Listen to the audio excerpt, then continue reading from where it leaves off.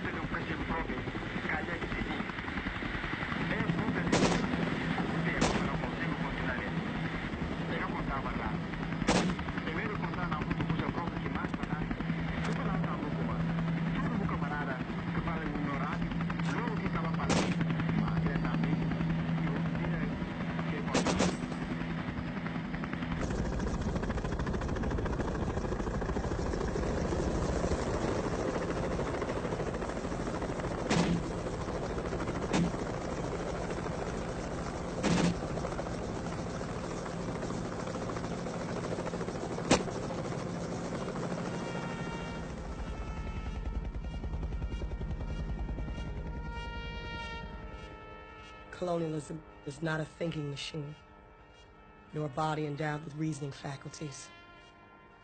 It is violence in its natural state, and it will only yield when confronted with greater violence.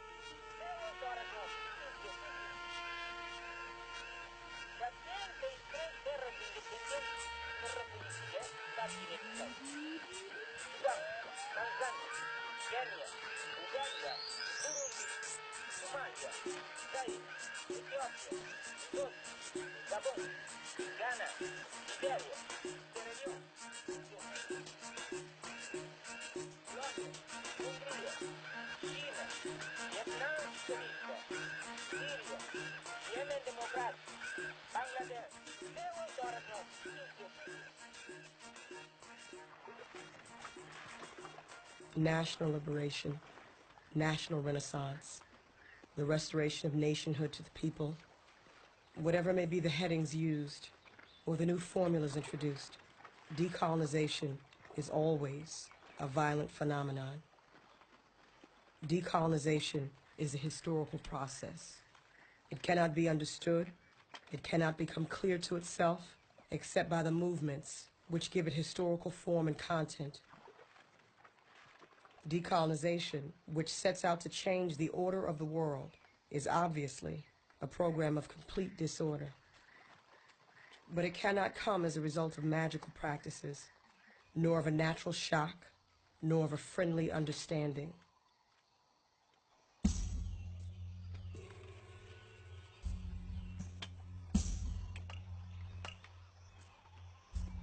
On the night of the 23rd of May, I was taken by MPLA into Cabinda, near the Congo border, and their preparations were being made for this military operation. Cabinda contains one of the world's largest oil deposits, larger than Kuwait. Well, they carried more than 40 up to 50 kilos each, because they had to carry their own ammunition plus the ammunition for the 20 bazookas in the force. They walk very swiftly anyway, and using mainly tennis shoes or light rubber shoes. After these several days of march, we finally came close to the Portuguese base and camped in the forest within about 2.5 kilometers of the base.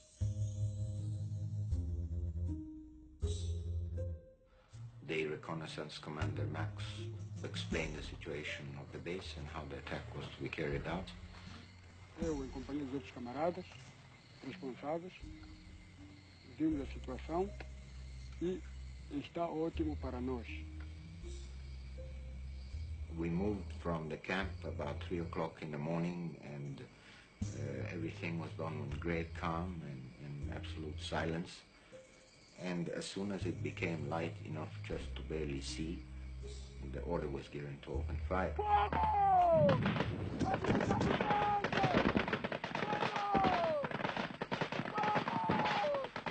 They only fired back for a couple of minutes with machine guns.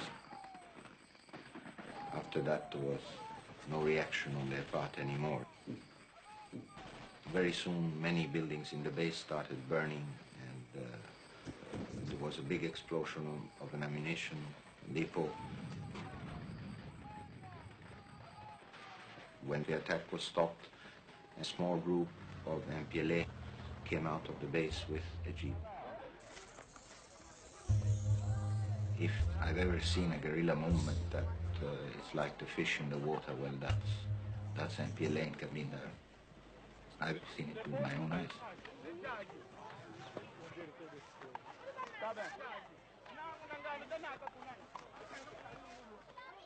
You do not turn any society, however primitive it may be, upside down with such a program if you have not decided from the very beginning to overcome all the obstacles that you will come across in so doing.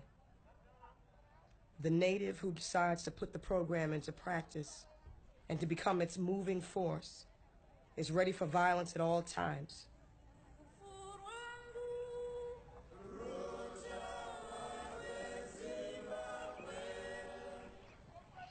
From birth, it is clear to him that this narrow world, strewn with prohibitions, can only be called in question by absolute violence. Decolonization is the meeting of two forces, opposed to each other by their very nature. Their first encounter was marked by violence, and their existence together, that is to say, the exploitation of the native by the settler, was carried on by the impact of a great array of bayonets and cannons.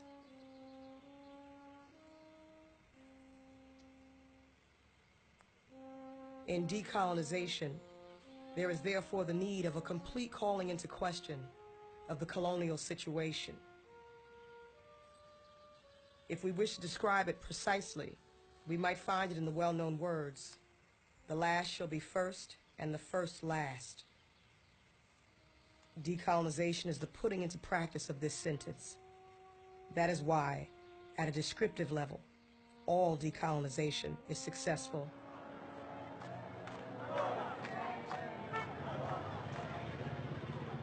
The naked truth of decolonization evokes for us the searing bullets and blood-stained knives which emanate from it.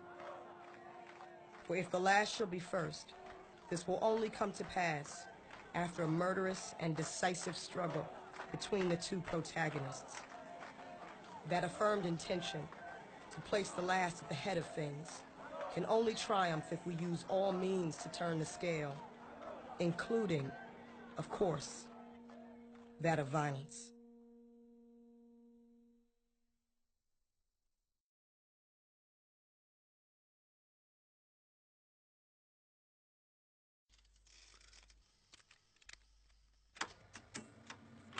It was about 11 o'clock. I heard a rough knock on the door. And I said, "Who is there?" And they shouted, "Police." So I dressed up and I went with the police to their police cells. They told my wife that I would be back in a short period of time. How long were you in prison? I was in prison approximately for 5 years. Would you tell me how it affects you? Well, When I was in detention, the feelings I had and my colleagues did have, I looked at, for instance, the history of black people from the days of slavery. I found that they suffered at the hands of white people. Then I looked at the days of colonialism. I also found that the black man was, again, at the bottom of everything, was under oppression from the white man. And I looked at America and Britain. In America, I still found that despite the emancipation, the black man was still at the bottom of everything. He's as it were an object. And then we looked at South Africa and Rhodesia. We found that these were countries with institutionalized racism, where again the black person is at the bottom of everything, undergoes torture, is something less than human, is an object. If you don't tell them what they want, you then go to detention. But the other system of torture is that they can tie you to your legs to a tree, your hands to a car, and pull. They say, if you don't tell us who did what or what you did, we are going to pull you apart. And of course they pull. Some people have died as a result of torture. What did you feel when you came out of prison? I didn't. I'd grown in a way to be indifferent. The torture I'd undergone for the last 5 years made me less and less feeling about things. Just take life as it comes. So even when I came out, there was no great excitement on my part, and I still felt that I was still in prison.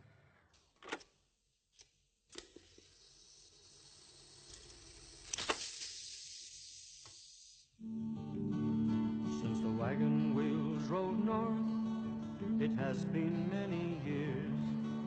The country has been built and run by hardy pioneers. They fought the Matabele and many a hardship too. With flag unfurled, we tell the world and sing this song to you. And you can call us rebels, and you can call us rogues. We were founded by an Englishman by the name of Cecil Rhodes.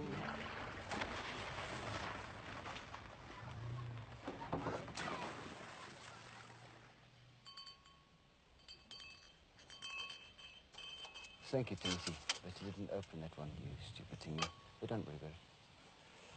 We'll open it ourselves. Leave the line. Did you always believe that one day you would leave Rhodesia? Never, ever. No, I was one of the guys going to stay here and switch off the lights in Anatolia.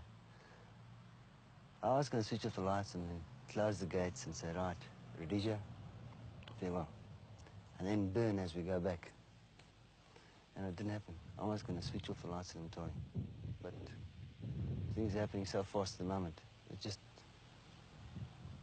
I haven't got that much time anymore. You're going and leaving the lights on? That's right. Somebody else will have to switch them off. Why don't you stay and take the gamble, take the risk? Pete, there is no risk. I mean, there is no gamble. There is a risk, but there's no gamble. The gamble is all on the... The gooks have got it. The who? The gooks. It is. The whole world is supporting the terrorists. Has the attitude of Africans changed as a result of what is currently happening? Yes. Yes. In what way? I got a staff, or the company I work with has got a staff of about eight Africans, and they all think they're going to own houses. And I've never seen so many Africans learning to drive motor cars as what I have lately, because every one of them thinks they're going to get a motor car. A little garden, we call him a garden boy, was washing my mother-in-law's car. And he said to her, he says, well, next year, that's going to be my car. So my mother-in-law went to him and says, well, you see this box of matches, it's lighter, I'll burn it before I give it to you. So that's the attitude of the African. It's changed completely. Ratios here at the moment, I think we are about 34-1, maybe a bit more, with everybody taking a gap like me. In South Africa at the moment, I think it's about 4-1, I think, about 4-1. So you could stand a chance. Does that make you feel happier? Well, I could take out 4 Affies before they take me out. But you couldn't 36? No ways.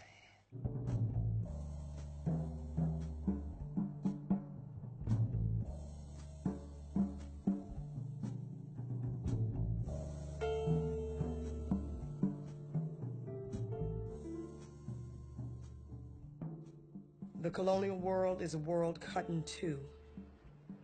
The dividing line, the frontiers are shown by barracks and police stations. In the colonies, it is the policeman and the soldier who are the official, instituted go-betweens, the spokesman of the settler and his rule of oppression. The intermediary does not lighten the oppression, but puts it into practice with the clear conscience upholder of the peace. Yet he is the bringer of violence into the home and into the mind of the native. The zone where the natives live is not complementary to the zone inhabited by the settlers. The two zones are opposed, but not in the service of a higher unity. Do what they do. Okay? Should you come under attack, go through, unless you're very well back and you can see the contacts well ahead. Is the road very dangerous? Oh, it's a bit dicey at the moment.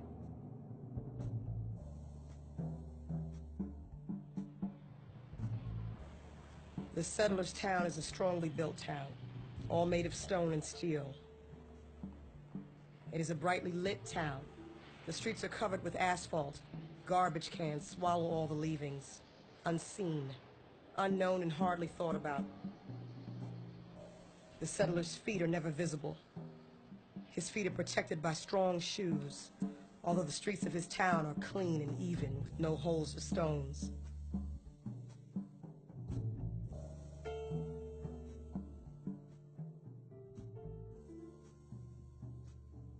The town belonging to the colonized people, the shanty town, the Negro village, the Medina, the reservation, is a place of ill fame, peopled by men of evil repute.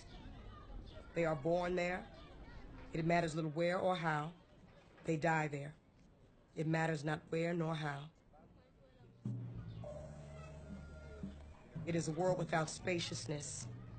Men live there on top of each other, and their huts are built one on top of the other.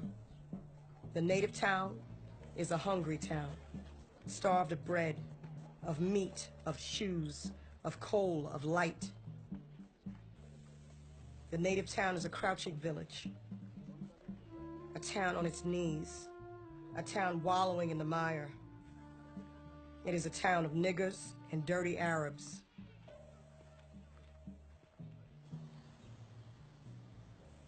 The look the native turns on the settler's town is a look of lust, a look of envy. It expresses his dreams of possession, all manner of possession. To sit at the settler's table, to sleep in the settler's bed, with his wife if possible. The colonized man is an envious man.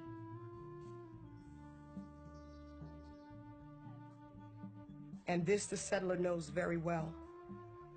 When their glances meet, he ascertains bitterly, always on the defensive.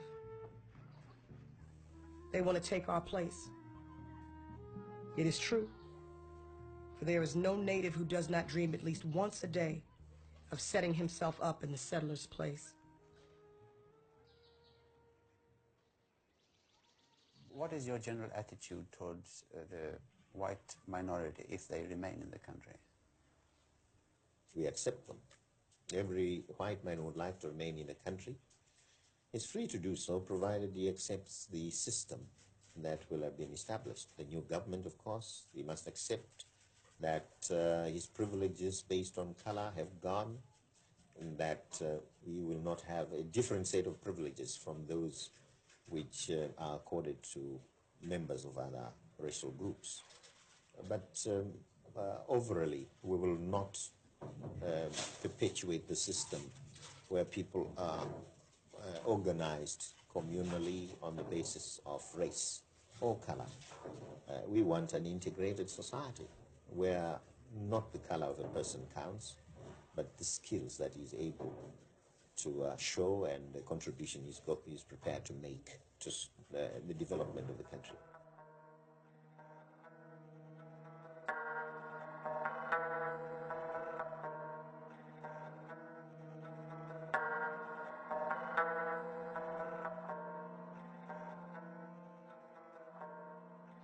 July 27, 1966, your employment has thou conceded to exist, and you have to leave the company house you are occupying, and the occasions area has from July the 28th, 1966. See that? The company will provide transportation to the boundary of the concession area from you. Never mind, I'll get a copy. You get a copy, that's all right. I'll take this one to the panel department. No, there is no assignment here. They won't tell me to sign here, man. I'm not so stupid. Now, listen, let me tell you something. I was about to go to work, you understand? So now, I have to get some kind of information from Mr. Gooden. No, it's not more question of information. Now, you sign for this copy, or you leave it.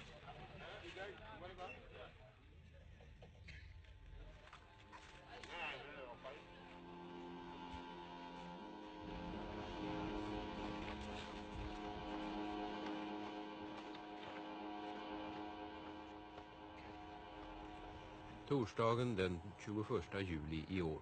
Egentligen en vanlig arbetsdag, men soldater posterar den här dagen vid alla arbetsplatser. Arbetet ligger nere. Liberianerna i Nimba har gått i strejk. Rimonger, ordförande i fackföreningen vid Lamco, fängslad och anklagad för att ha förlett ett par tusen liberianer att demonstrera för högre löner. En strejk som på förhand förklarats olaglig, avvaktande sitt öde utanför mässen i Nimba. Här förs fackföreningsledarna till den väntande bilen av Lamco-ledningen och representanter för Liberias regering, vars talesmän redan inför den strejkande menigheten tillkännagett resans mål. Det beryktade fängelset Beljella, ökänt som landets värsta tortyranstalt, varifrån det sällan eller aldrig finns någon återvändo.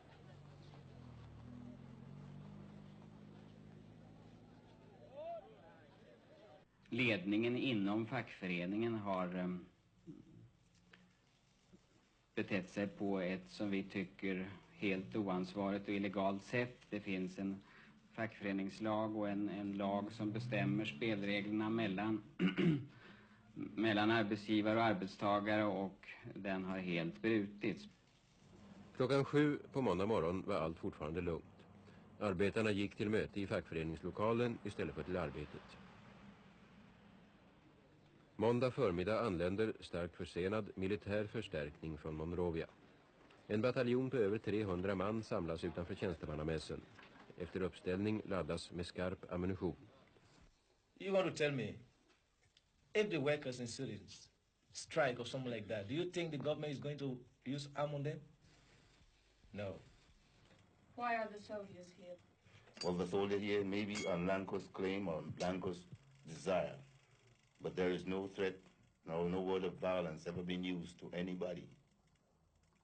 And the strike, which was organized from the workers themselves, which were tired and fed up of the Lanco's management and wouldn't pay them the money, so they decided to strike. Alla känner till hotet om evakuering dagen därpå. Ändå får arbetarbussarna veta tillbaka nästan tomma. Och fackföreningslokalen har omringats av militär för att förhindra några fler möten med de strejkande. I wrote them a letter and told them that they had were violating the laws of the country, that they could not strike except they first submitted grievances. If they had any grievances, they should submit them first to management and keep them with the law. And if they could not agree, then refer the matter to government. But they persisted and would not go back to work. I then ordered the place to be policed so that to prevent violence. Well, my orders were to the extent to break the mob or whatever existed by all costs. And of course, if it had become necessary to resort to force, my orders were to fire over the people's heads originally, and then wound a few people in the attempt to break the crowd. This would have been a necessity. För Lamco-ledningen innebar dagen en missräkning. Strejken ville inte ta slut, och man stod inför risken att tvingas avskeda större delen av arbetsstyrkan. Det visade sig att det var endast en 25% som ställde upp. Vi hade trott att en mycket större andel av arbetarna skulle komma till arbete, men det gjorde de alltså inte.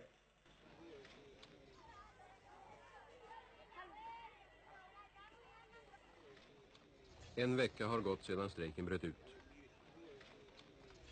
Klockan 7 på morgonen är det hela klart. Arbetarna har gått tillbaka. Återstår för Lamco att utmäta straffet. 30 uppsägningsbrev ska delas ut. Mottagare är de liberianska arbetare som redan stämplats som troublemakers eller uppviglare. Dessa 30 troublemakers uppsökers på torsdagsmorgonen i sina hem, men ingen av dem är hemma. Även de hade gått tillbaka till sina arbetsplatser. For my children, they didn't realize anything. I told them, I said, children, I tell you one thing, this is not your home.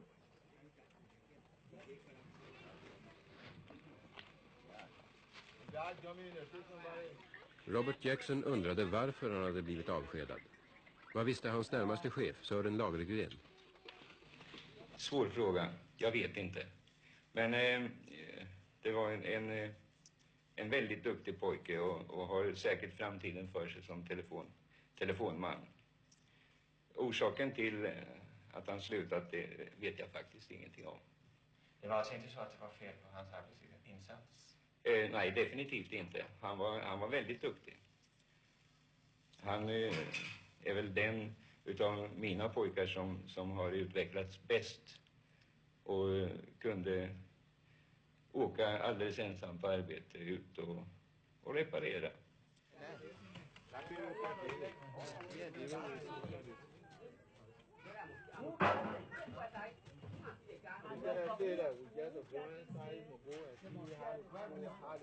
The truck in, I put my things in with my family and put everything in the truck with my boys, myself. I know one of the people wanted to go us from this place here.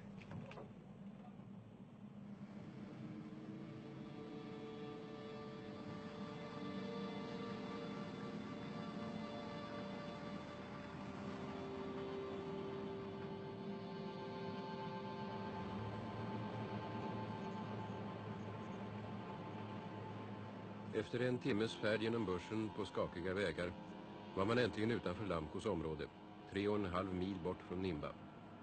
Beräkningsbilarna gick den här dagen i skytteltrafik. Even how the driver was driving, I even advised him. I said, there's a woman with us here. My brother-in-law's wife is in the car. She was pregnant. I said, take time.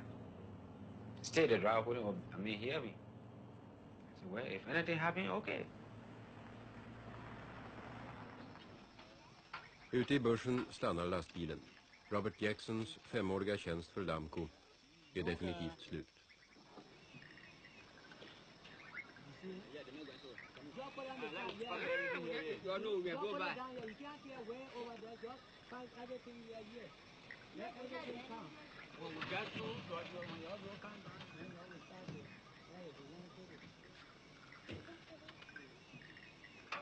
Det återstår endast en detalj, kvittot på resan hit. Härmed intygas att militären transporterat mina tillhörigheter och min familj utan att skador eller olyckor uppstått, Robert Jackson.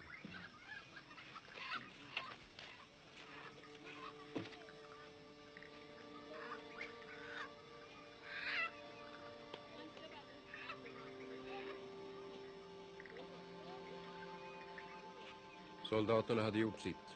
I mörkret fick Robert Jackson och hans familj klara sig på egen hand.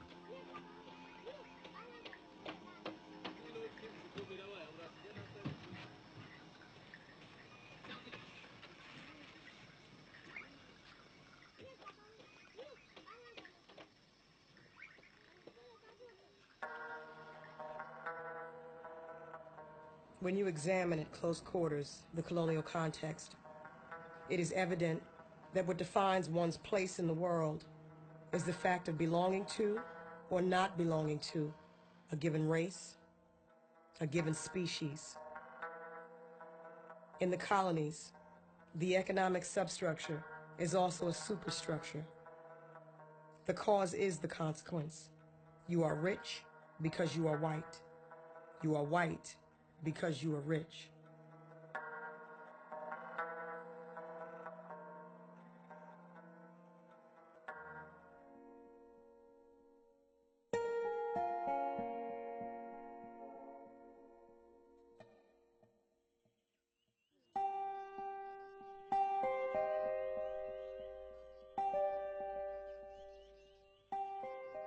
Native society is not simply described as a society lacking in values. The native is declared insensible to ethics. He represents not only the absence of values, but also the negation of values. All values, in fact, are irrevocably poisoned and diseased as soon as they are allowed in contact with the colonized race. The customs of the colonized people, their traditions, their myths, above all, their myths, are the very sign of that poverty of spirit.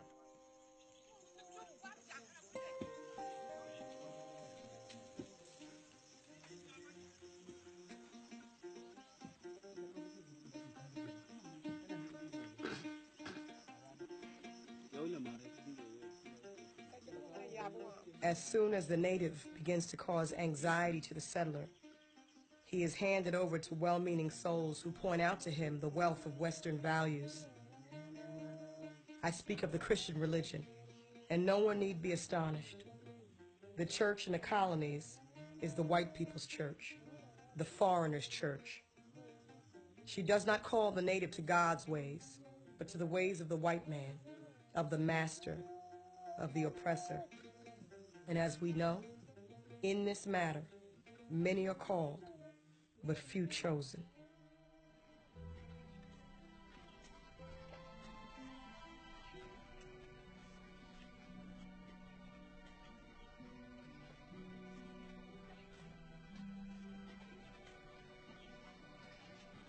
Hur länge har ni varit här? Här i Tanzania? Ja. Sen 52 i december månad. Vad som skulle vara intressant att höra är vad har förändrats här framför allt, i första hand?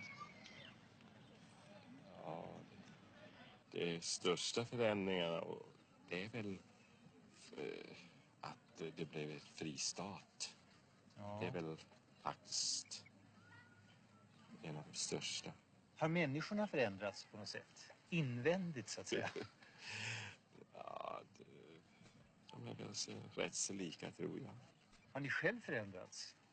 Ja, det har man säkert efter så många år. I vilken riktning? Ja.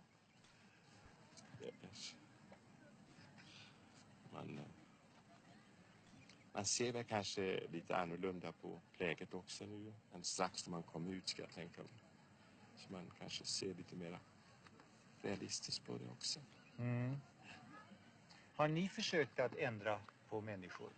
Det har väl varit en del av er uppgift? Ja, det är klart. Det har vi väl försökt för att vi är ju ute i missionens tjänst och på så sätt har vi försökt att förändra.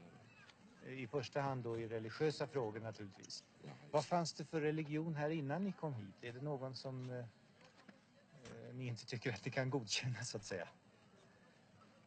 Det fanns. Den afrikanska religionen menar jag. Den afrikanska religionen, det har väl, ska man säga, den har väl alltid funnits och den fortsätter väl finnas, det är klart. Men missionen i stort sett, den har ju fått ett väldigt bra grepp över folksjälen tror jag. Ja. Men det måste ju ha inneburit stora förändringar på många håll, till exempel vad ska jag säga, familjeorganisationen med polygami och sånt. Ja, du kanske. Ja. Ja, vi som mission, vi förbjuder ju att församlingsmedlemmar ska ha mer än en hustru till exempel. Det är ju otänkbart för en som tillhör en pingstförsamling här ute att kunna gifta sig en andra eller tredje gång. Men då får han nöja sig med sin första fru. Är det egentligen en kristen synpunkt eller är det en europeisk synpunkt? Finns det något stöd i Bibeln för monogami?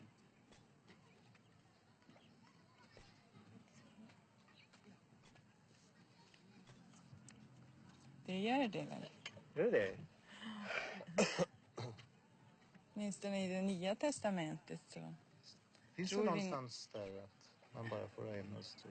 Till exempel det står att en församlingsföreståndare ska vara en mans hustru.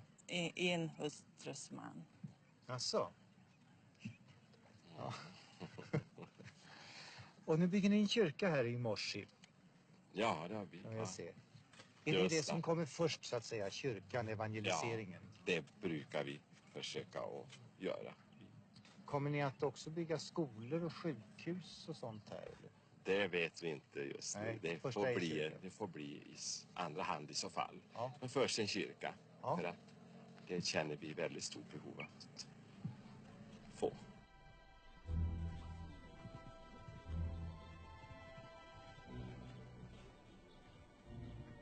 In the colonial context, the settler ends his work of breaking in the native when the latter admits loudly and intelligibly the supremacy of white man's values. For a colonized people, the most essential value, because the most concrete, is first and foremost the land which will bring them bread and, above all, dignity. But this dignity has nothing to do with the dignity of the human individual. For that human individual has never heard tell of it.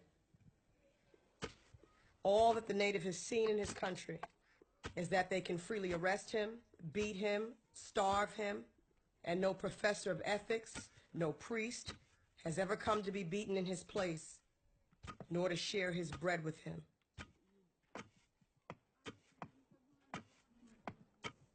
The well-known principle that all men are equal will be illustrated in the colonies from the moment that the native claims that he is the equal of the settler.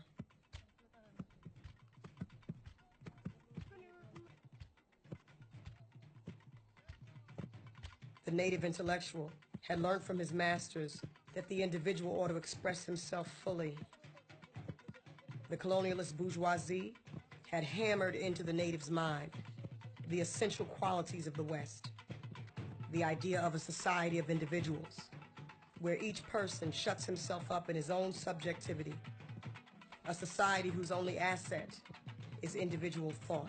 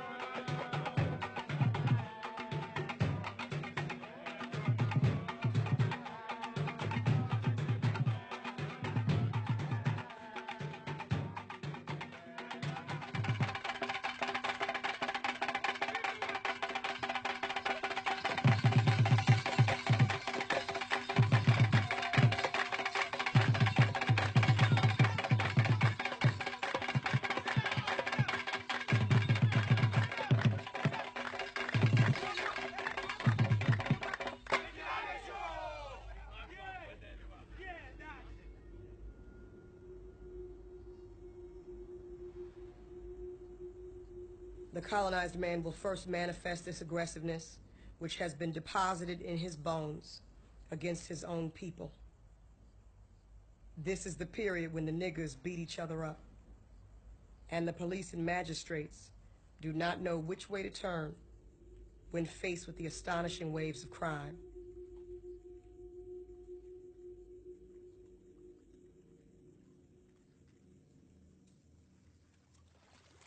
All these patterns of conduct are those of the death reflex when faced with danger. A suicidal behavior which proves to the settler that these men are not reasonable human beings.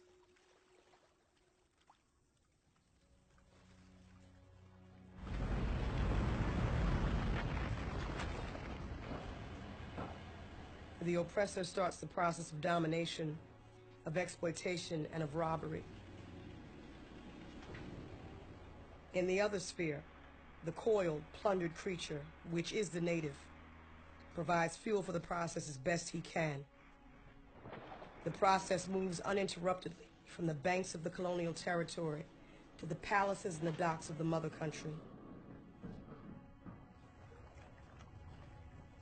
In this becalmed zone, the sea has a smooth surface. The palm tree stirs gently in the breeze. The waves lap against the pebbles, and raw materials are ceaselessly transported, justifying the presence of the settler.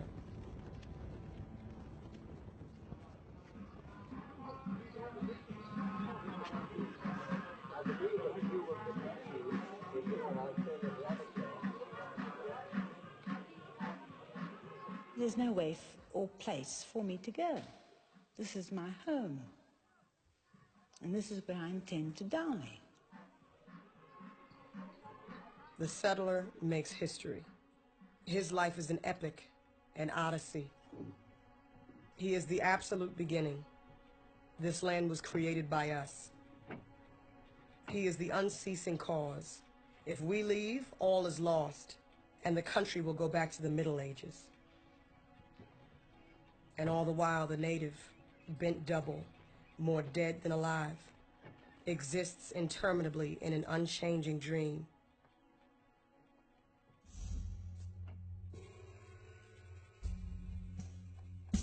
The native is boxed into a corner. Apartheid is simply one form of the division into compartments of the colonial world. The first thing which the native learns is to stay in his place and to not go beyond certain limits. This is why the dreams of the native are always of muscular prowess. His dreams are of action and of aggression. I dream I am jumping, swimming, running, climbing. I dream that I burst out laughing, that I span a river in one stride, or that I'm followed by a flood of motor cars which never catch up with me. During the period of colonization, the native never stops achieving his freedom, from 9 in the evening until 6 in the morning.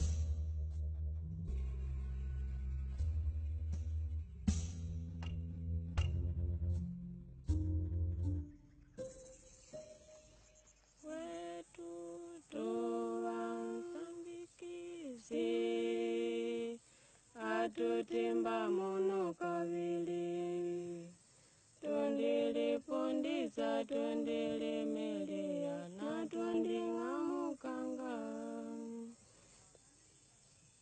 na tondigwana mpaka muzo atujele sinu panyuma kwada mwa mapinduzi ankuka muzo na tuwetu tuwaikidile atunujili panyuma uti tuwe ngwengwe tuvimeo na tujila panyuma na tunkuka muzo kuigwana koko mpaka nelo na tukandalambolela pamuikile mabadi wetu mwida kunu mutulola tundaimba limu padikidiki tunduvanga mwaka 70 wedili kwetu kunu Mozambiki General Kauza de Arriaga Daliaga nituma senera Daliaga wena ku Mozambiki ukatende ingondo udime chachola na igwe takataka that 9 hostages were killed by police bullets. The Daily Graphic has criticized the Mogadishu Declaration after the recent Senate meeting of East and Central African leaders. Taxpayers in Black Africa can expect to see more money being poured into the pockets of treasure-loving terrorists living outside the borders of South Africa. Mozambican people, in September of 1962, the Congress of the Mozambique Liberation Front, Frelimo, affirmed unanimously the will and determination of the Mozambican people to fight for national independence, for the wealth of our country and the work of the Mozambican people continue to be exploited by the Portuguese colonialists and their imperialist allies. Our people are murdered for participating in the struggle for the liberation of our country. The prisons are full of patriots, and those who are still free live in uncertainty of what the next day will bring. Faced with this situation, Frelimo is left with no alternative but to conclude that armed struggle is the only way for the Mozambican people to achieve their sacred rights. We shall win! Long live Frelimo! Long live Mozambique! Long live Africa! Watu ndingi mwitu mwakona vitendo mwenkaloni yotutawepa nyumu umyaka dumiya mwani. Pena tindona kanga isa mbona wetu tumiki nkaloni tininyogo wila uri kanina ala tisini. Ni alu tuwetu mtutu kwa dio kaloni na kunyama nae watu ndapaga mwitu mwitu. Nangu ni mwenye kufunguwa ndikawa kenga nangu ni mwenye ntenzi Mozambique. Mwa setwani takubiringa nanga zake. Mwa amba mala moto nkuona wetu wenu. Kanji pata ante pata kola mpanyuma pala Mozambique hata yumo sio na lidi de kota kenga. Kutangola kenga nangu tangona wanu kenga duoni. Akusipagu. Nepa tuwe hapo Mozambique nkusema nkutana sema Mozambique kumwaga kukonda tango nkutana.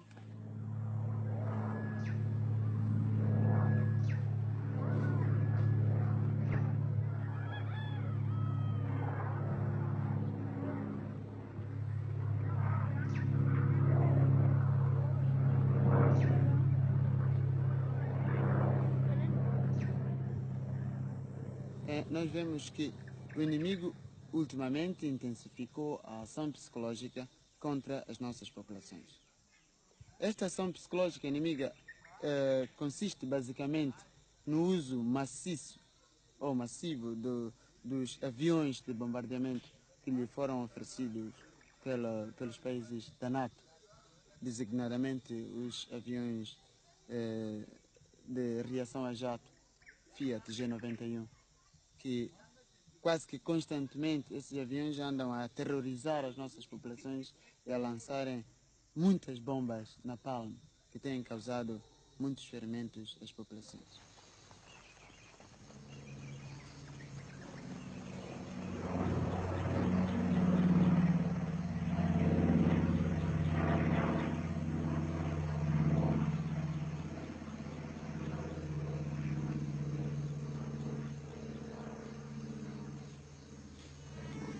I det här kriget där Frelimos gerillaarmé inte disponerar något flyg och där portugiserna kontrollerar luftrummet, där kan kolonialarmén alltid tillfälligt ockupera mindre områden inom de befriade zonerna.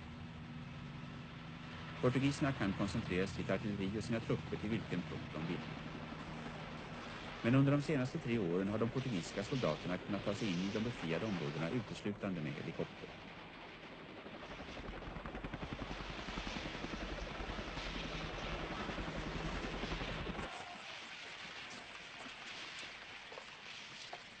När de väl har lämnat sina helikoptrar och måste operera till fots ute i djungeln och snåren är de utlämnade åt gerillarmén. Och de kan nästan aldrig hålla sig kvar mer än ett par veckor innan de dödas eller drivs bort.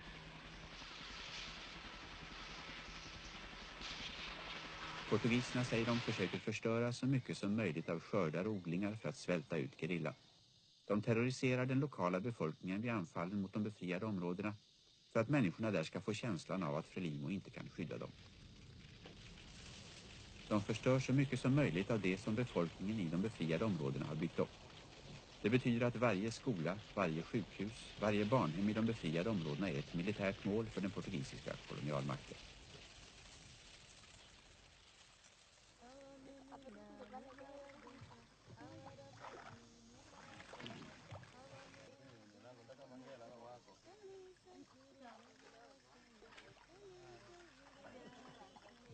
Kenga patani ditangola usdon.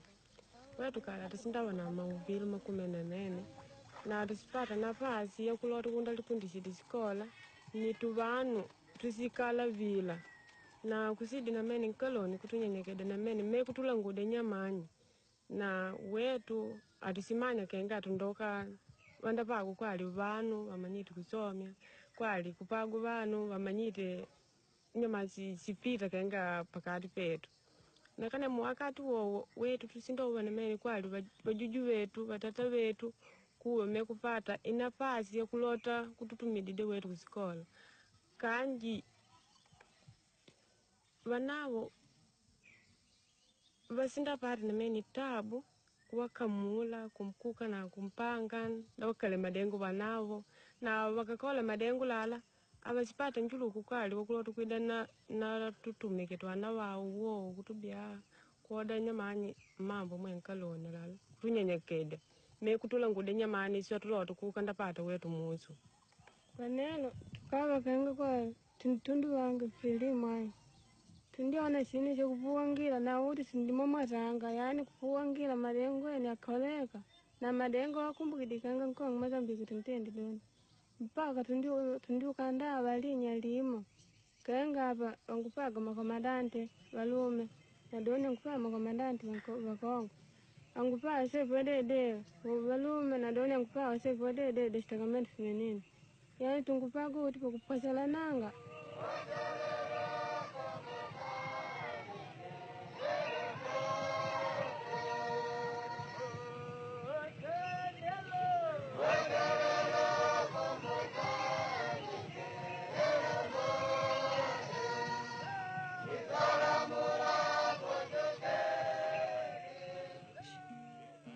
Chamo Messimão Elias. Eu estou na Frelimo, como membro da Frelimo, é para ajudar o povo moçambicano.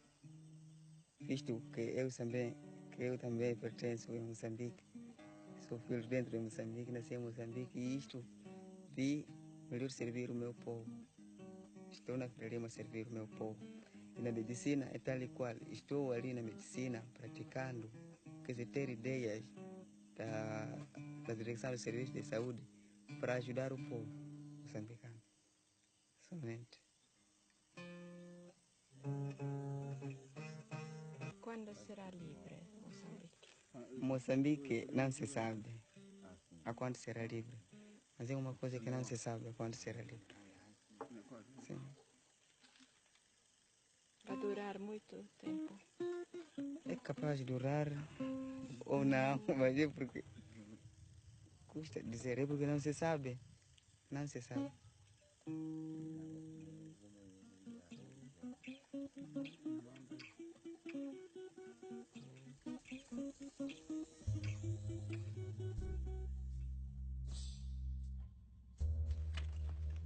The immobility to which the native is condemned can only be called into question if the native decides to put an end to the history of colonization, the history of robbery, and to bring into existence the history of the nation, the history of decolonization.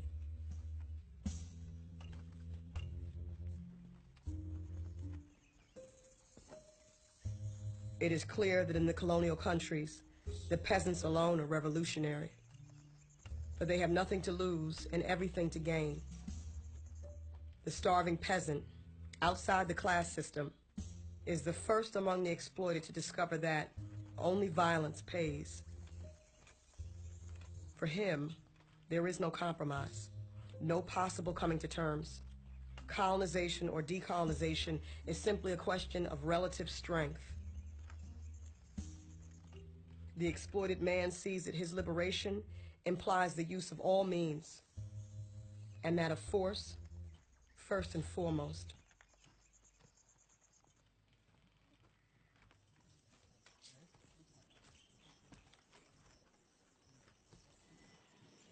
Tuka bem ka zado, 4 sato, que bemba bota bumba balmale. Eu já manga de gente na casa, mas outro balma era banta outro cara banta, mas mal são minher. É quebra na casa tudo, na nota banca suma no céu.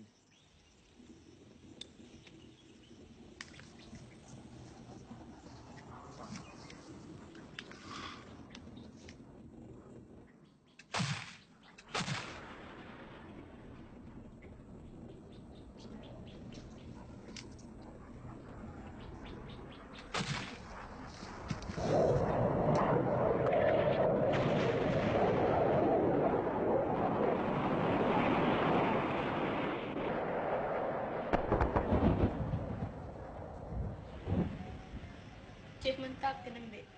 Di sini kan. Kehen. Sanda. Kan bukan.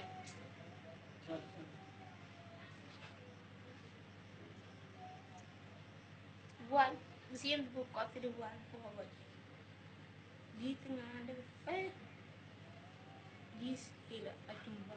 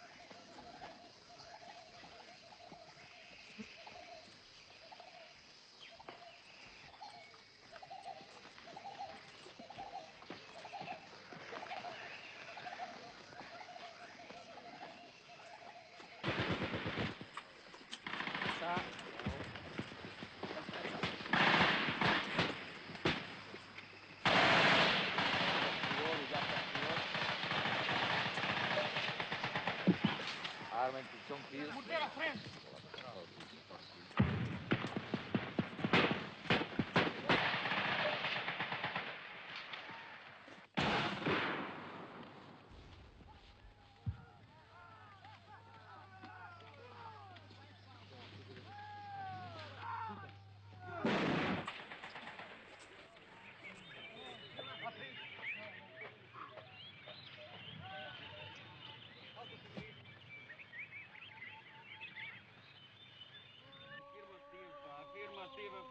Afirmativo. Ora, informa-se já está a poder o esgoto.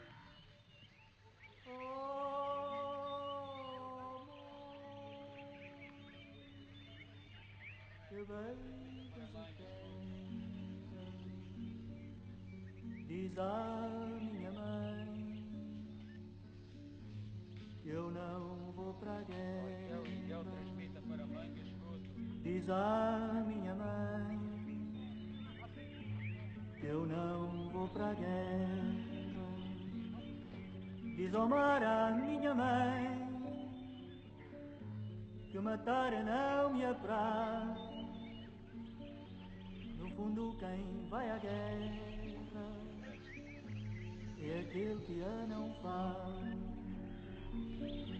Vou cantar a liberdade para a minha pátria amada e para a mãe negra e triste que vive acorrentada.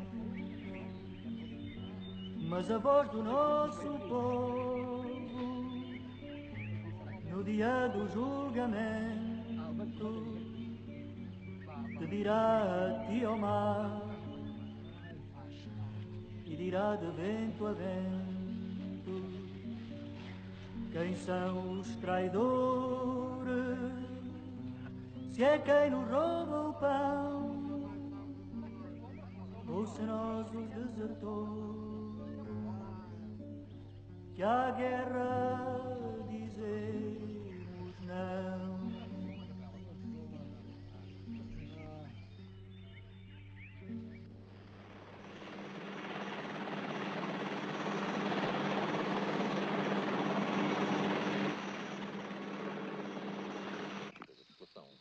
Já se tinha iniciado algum esforço na parte de reordenamento, na época foi um bocado diferente, e depois às tantas, quando a gente vai voltar para começar a movimentar, fomos também parados depois.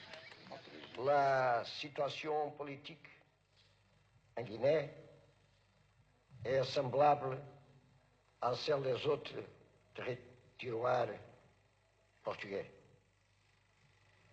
Les populations, dans leur grande majorité, sont dans la firme décision de maintenir intégré dans l'ordre politique de la nation portugaise.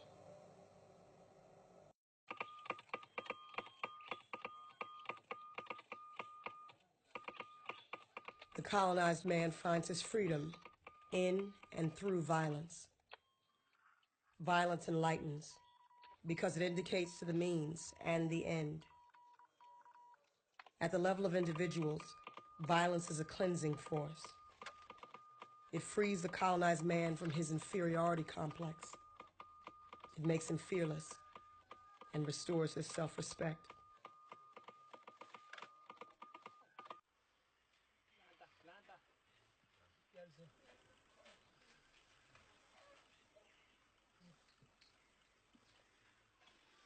The mass of the people struggle against the same poverty, flounder about making the same gestures, and with their shrunken bellies, outline what has been called the geography of hunger.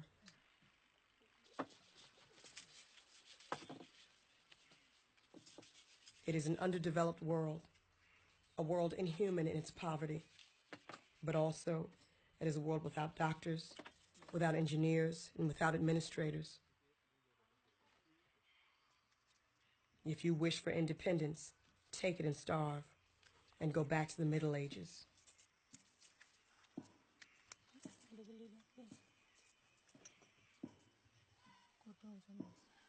Decolonization never takes place unnoticed, for it influences individuals and modifies them fundamentally. It brings a natural rhythm into existence, introduced by new men, and with it, a new language and a new humanity. Está bom. Está bom? Como de operação? Está bom. Está bom? Ferida nada?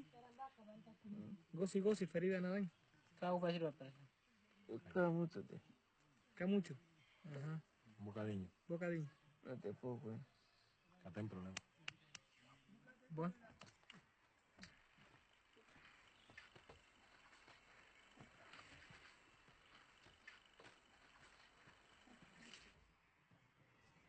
Salazar disait que l'Afrique n'existe pas sans les Européens.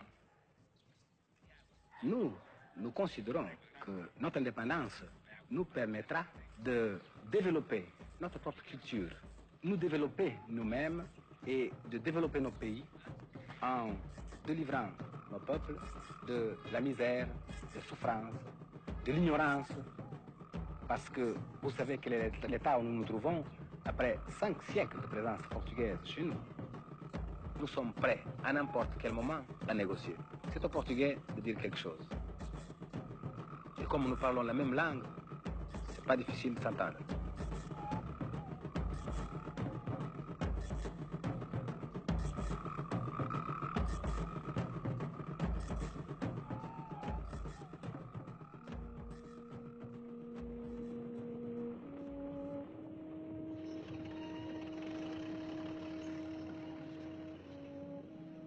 Capitalism, in its early days, saw in the colonies a source of raw materials, which once turned into manufactured goods, could be distributed on the European market. After a phase of accumulation of capital, capitalism has today come to modify its conception of the profit-earning capacity of a commercial enterprise. A blind domination founded on slavery is not, economically speaking, worthwhile. The colonies have become a market. Today, the colonized country's national struggle crops up in a completely new international situation. What the factory owners and finance magnates of the mother country expect from their government is not that it should decimate the colonial peoples, but that it should safeguard their own legitimate interests. The private companies put pressure on their own governments, at least to set up military bases for the purpose of assuring protection of their interests. Thus, there exists a sort of detached complicity between capitalism and the violent forces which blaze up in a colonial territory. For centuries, the capitalists have behaved in the underdeveloped world like nothing more than war criminals. Deportations, massacres, forced labor, and slavery have been the main methods used by capitalism to increase its wealth, its gold or diamond reserves, and to establish its power. Not long ago, Nazism transformed the whole of Europe into a veritable colony. The governments of European nations called for reparations and demanded the wealth which had been stolen from them. Cultural treasures, pictures, sculptures, and stained glass have been given back to their owners. The wealth of the imperial countries is our wealth too. Europe has stuffed herself excessively with the gold and raw materials of the colonial countries, Latin America, China, and Africa. From all these continents, under whose eyes Europe today raises up her tower of wealth, there has flowed out for centuries towards that same Europe diamonds and oil, silk and cotton, wood and exotic products. Europe is literally the creation of the third world. The wealth which smothers her is that which was stolen from the underdeveloped peoples. The well-being and the progress of Europe have been built up with the sweat and the dead bodies of Negroes, Arabs, Indians, and the Asian races. We have decided not to overlook this any longer.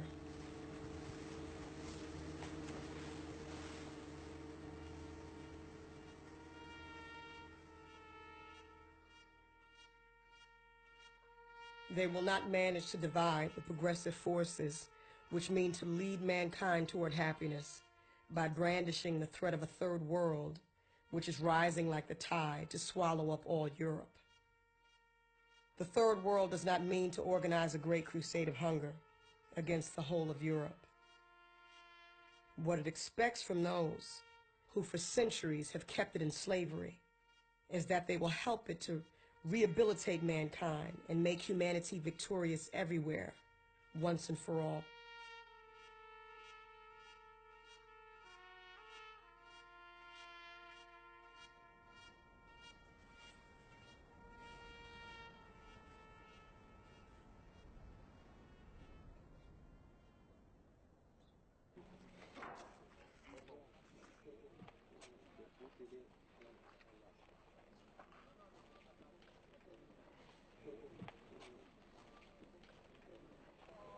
Qu'est-ce que la démocratie pour vous? Je crois au peuple. Le peuple, je crois comme une force, comme une puissance. Celui qui sait parler au peuple, celui qui sait avoir la confiance du peuple, peut tout réussir. Mais celui... parler? Non, parler au cœur du peuple. Faire sentir ses idées au peuple. Le financement extérieur ne doit pas apparaître comme une solution miracle à tous nos problèmes économiques. Oui, il faut les financements extérieurs, mais il faut d'abord commencer par travailler soi-même. Et si on ne travaille pas, des solutions comme celle du FMI apparaissent comme des solutions de facilité. Et dès qu'on a une petite difficulté, on court au FMI. Dès qu'on a une petite difficulté, on court au FMI. Ceci est une mauvaise chose. Deuxième élément très important aussi, c'est que nous avons l'impression que chaque fois qu'on nous pose les conditions, au niveau du FMI par exemple, c'est pour créer d'autres conditions. On nous dit, nous sommes prêts à vous accorder tel financement à condition que vous fassiez telle chose. Nous acceptons ces conditions, nous remplissons ces conditions. On nous amène encore d'autres conditions. On nous amène encore d'autres conditions. Cela devient troublant. Alors, quels sont les pays où le FMI a réussi? Quels sont les exemples où le FMI est parti et cela marche très bien? Nous n'en voyons pas. Vous avez dit non à l'aide alimentaire. Pourquoi? L'aide alimentaire que nous avons reçue malheureusement, au lieu de nous aider à nous développer, nous a maintenus dans une mentalité d'assister. Chaque jour, on tend la main pour demander à manger. Ça, c'est mauvais. Deuxièmement, l'aide alimentaire fait que les paysans de chez nous qui auraient pu produire ne peuvent plus produire parce que quand ils produisent, ils n'arrivent plus à vendre. C'est les surplus des paysans des autres pays qu'on nous amène ici. Nous, nous demandons autre chose. Celui qui veut nous aider vraiment peut nous donner des charrues ou des tracteurs, des engrais, des insecticides, des tuyaux, des arrosoirs, des barrages, des forages. Voilà, ça c'est de l'aide alimentaire. Mais celui qui nous amène les sacs de blé, de mil, de maïs ou du lait, celui-là ne nous aide pas. Il nous gave comme on gave les oies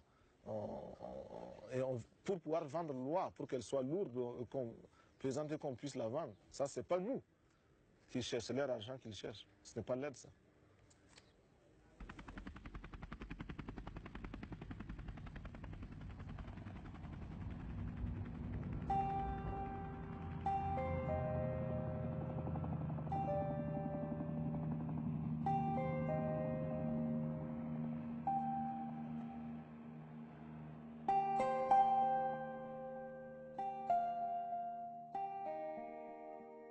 The ports of Holland, the docks of Bordeaux and Liverpool were specialized in the Negro slave trade and owe their renown to millions of deported slaves. So when we hear the head of a European state declare with his hand on his heart that he must come to the aid of the poor, underdeveloped peoples, we do not tremble with gratitude. Quite the contrary. We say to ourselves, it's a just reparation which will be paid to us. This help should be the ratification of a double realization. The realization by the colonized peoples that it is their due, and the realization by the capitalist powers that in fact they must pay. But it is clear that we are not so naive as to think that this will come about with the cooperation and the goodwill of the European governments. This huge task, which consists of reintroducing mankind into the world, the whole of mankind, will be carried out with the indispensable help of the European peoples, who themselves must realize that in the past they have often joined the ranks of our common masters. To achieve this, the European peoples must first decide to wake up and shake themselves, use their brains, and stop playing the stupid game of the sleeping beauty.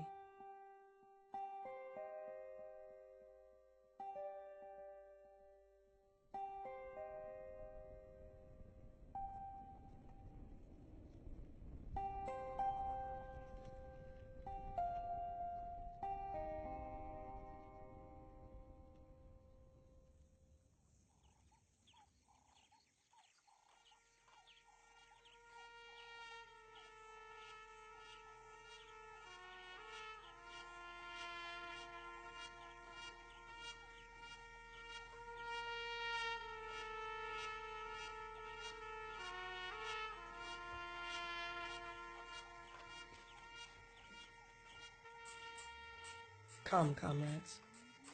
The European game is finally over. We must look for something else. We can do anything today, provided we do not ape Europe, provided we are not obsessed with catching up with Europe. Europe has gained such a mad and reckless momentum that it has lost control and reason and is heading at a dizzying speed towards the brink from which we would be advised to remove ourselves as quickly as possible.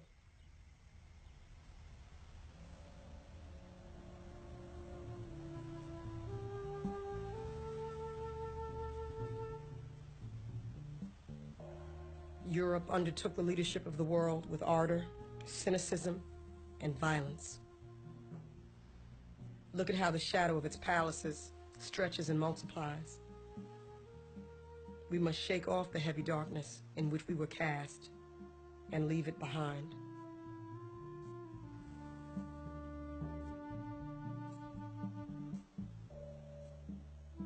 Yet it is very true that we need a model, and that we want blueprints and examples. For many among us, the European model was the most inspiring. But when we search for humanity in the technique and style of Europe, we see only a succession of negations of humanity and an avalanche of murders.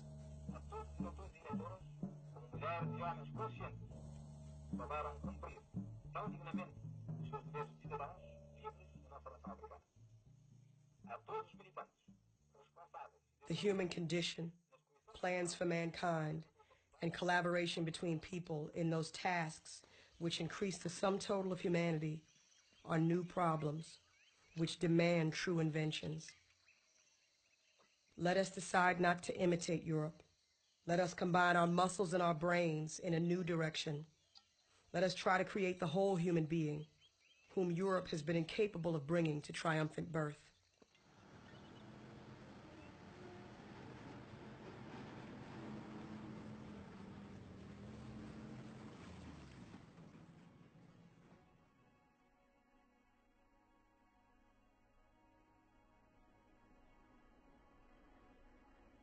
Two centuries ago, a former European colony decided to catch up with Europe. It succeeded so well that the United States of America became a monster, in which the taints, the sickness, and the inhumanity of Europe have grown to appalling dimensions.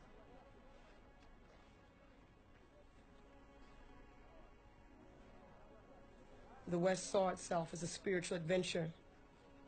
It is the name of the Spirit, in the name of the Spirit of Europe, that the West has made her encroachments, that she has justified her crimes and legitimized the slavery in which she holds 4/5 of humanity. Yes, the European spirit has strange roots. So, comrades, let us not pay tribute to Europe by creating states, institutions, and societies which draw their inspiration from her. Humanity is waiting for something other from us. If we want to turn Africa into a new Europe, then let us leave the destiny of our countries to Europeans. They will know how to do it better than the most gifted among us. But if we want humanity to advance a step further, if we want to bring it up to a different level than that which Europe has shown, then we must invent and we must make discoveries. For Europe, for ourselves, and for humanity. Comrades, we must turn over a new leaf. We must work out new concepts and try to set afoot a new human being.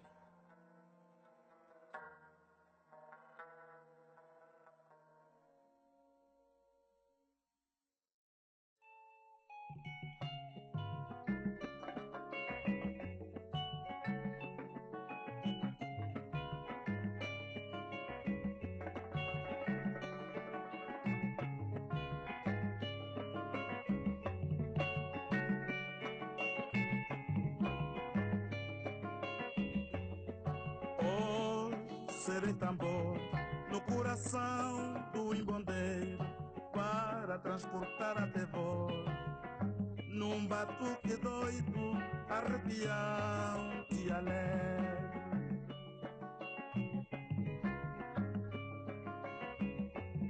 A nítida sensação das coisas libertas e do ressoar dos passos ainda hesitantes, confusos por bailar lado a lado com a liberdade, confusos por bailar